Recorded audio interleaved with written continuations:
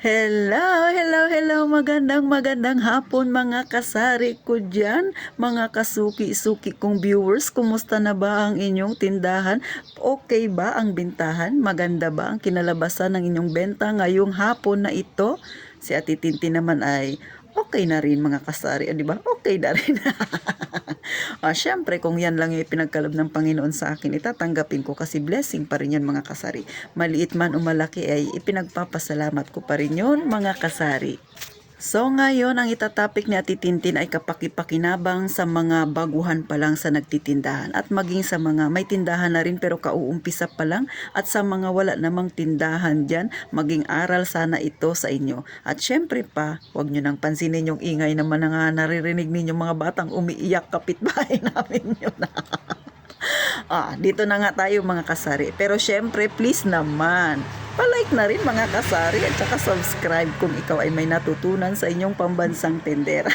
Mga kasari. At saka syempre, pag wala kang ginagawa, pa-share na rin ng aking maliit na channel, ng aking munting video mga kasari. So, eto na nga.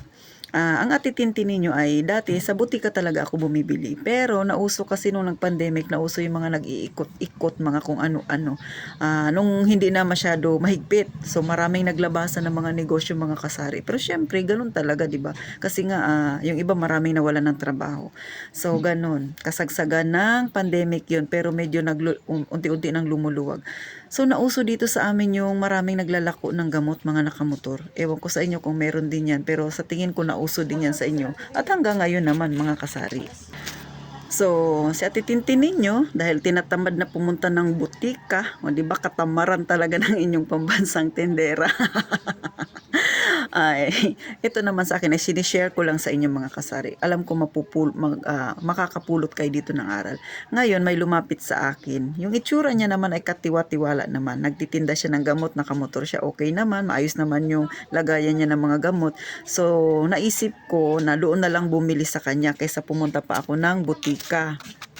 So, sabi ko, bibili ako sa kanya ng amoxicillin at saka mefenamic kasi inoffer niya ako noon. Kasi alam natin na hindi talaga over the counter yung mefenamic at saka amoxicillin. Dati po, nakakabili. Pero nung mga time na yun ay ipinagbawal na kung walang reseta. So ayun na nga, sa titintin ninyo, 'di ba? Naghangad kasi ng tubo. So, pero syempre, nagdagdag na rin ako ng Newsip kasi nga sabi ko konti na lang yung aking Newsip. Sa makalawa pa ako ulit bibili. Yun yung nasa isip ko mga kasari. So, bumili ako. Ngayon, nung umalis na yung rider na yun, doon ako laging bumibili sa kanya. Pero siguro mga nakadalawang linggo na akong bumibili sa kanya. Mga isang buwan na. Nung mapansin ko yung Newsip ko na binili sa butika at saka yung sa kanya, magkaiba ang kulay, mga kasari. Yung sa kanya ay medyo fade, yung kulay green niya. Tapos yung puti niya parang may mga pantik-pantik. Alam mo yung tuldok-tuldok na maliliit. So ganon, hindi siya makinis, hindi siya flawless. So ganon. Tapos yung original na Newsip na aking nabili talaga sa may butika, yung legit talaga, maganda. Tapos yung sa peke ay hindi ganun ka green na green yung kanyang balot. So pinagtabi ko, napakalayo.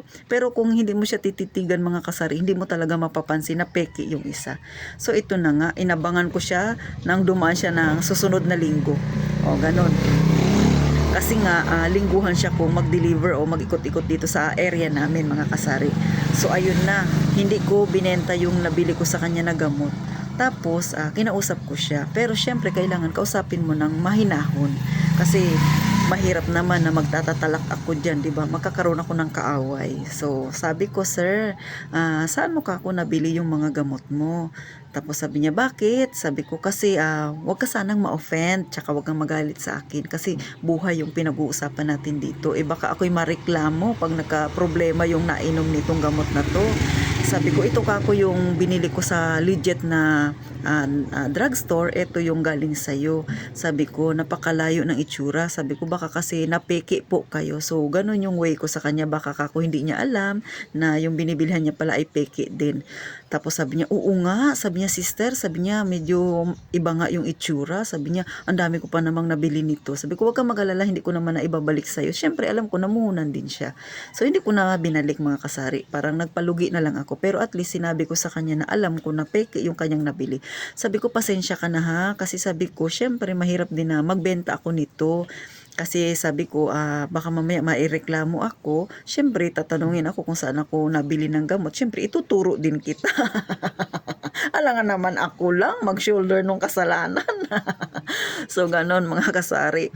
Tapos yun, nag-usap kami, inayos ko naman yung pakikipag-usap ko kasi sabi ko nga sa inyo, si Ate Tintin ninyo ay hindi mahilig makipag-away, di ba? Ayoko rin yung may mga ganyan-ganyan na nagsisigawan eh. Takot ako sa mga ganyan. Pero syempre, kailangan magprangka tayo. Pero sa maayos na pananalita na hindi rin siya ma-offend. So, yun ang mga kasari. Simula noon, hindi na siya nag-ikot dito sa amin, hindi na siya nag-deliver, at hindi na rin ako bumibili.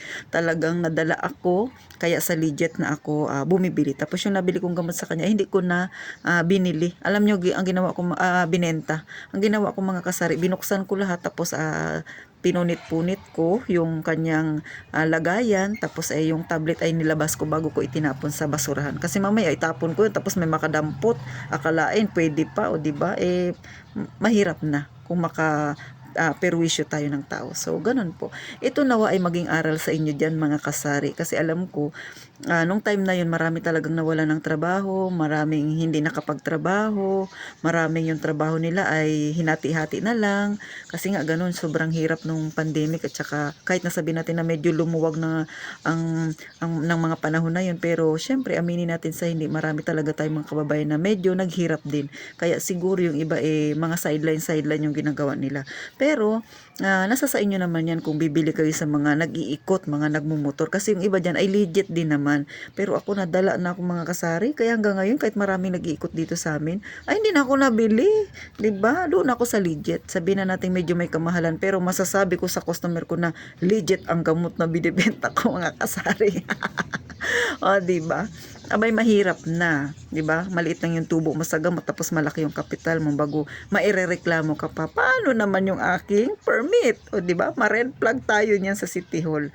So, ganun mga kasari. At saka syempre ikaw mismo, 'di ba? Pag nagkasakit ka, alam mong fake yung tinitinda mo tapos doon ka kukuha. 'Di ba? Ayaw mo rin. Wag mong gawin yung ayaw mong gawin sa iyo ng kapwa mo.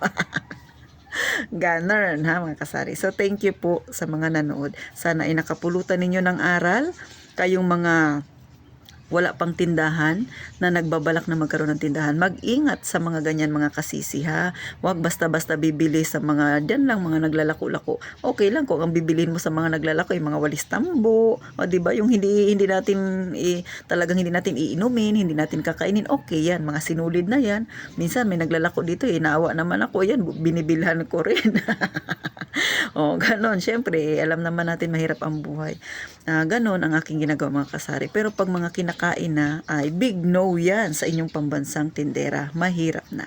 So, paano mga kasari, hanggang dito na lang ang vlog ng inyong Ate Tintin. Sana ay may natutunan kayo, nakakuha kayo ng aral, nagkaroon ng idea. So, sana makatulong ito sa inyo. Mga simpleng kwentuhan mga kasari. Pero syempre baka yung iba malingat, mapabili kayo dahil medyo tinatamad din kayo kagaya ni Titintin na pumunta sa drugstore. So thank you po ng marami at palagi kong sinasabi mga kasari, mag-iingat tayong lagi mga kasari.